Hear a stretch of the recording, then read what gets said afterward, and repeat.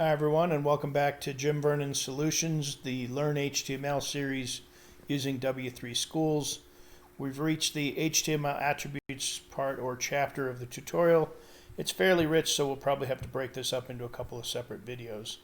HTML attributes, as it mentions here, provide additional information about the elements, and there are quite a few examples here. All elements can have attributes, not all of them require attributes. A couple of them do, though. And we'll just jump into a couple of attributes that, in fact, are required at times. So the href attribute is an attribute with the a tag, which defines a hyperlink.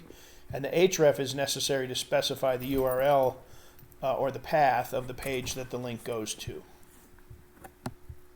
So let's go ahead and jump into some of the try it yourself. Sorry, I got a little scrolling out of control there, but the first try it yourself is the href. There really isn't much there, and we've seen in a previous demo how the href works.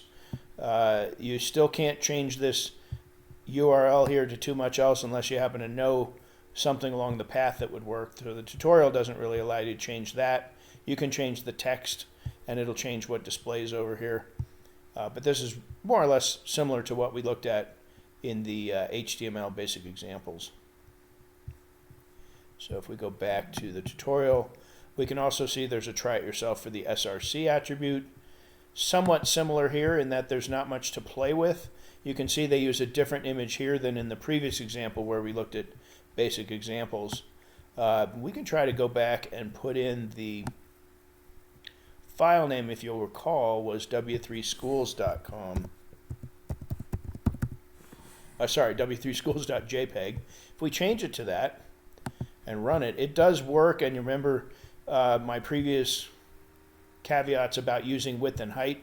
So this isn't the width and height that is meant for this one. I think it was something like 104 maybe.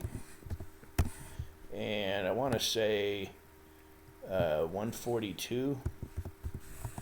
Doesn't sound exactly right, but let's give it a shot and see what happens.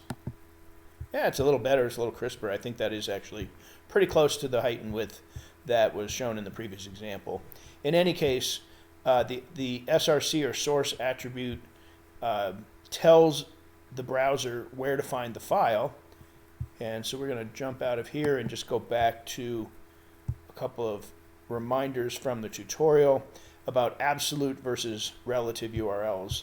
When you use an absolute URL, it links typically to an external image. You can still use it for an image or even a link on your own website, but the recommendation here is to use relative URLs.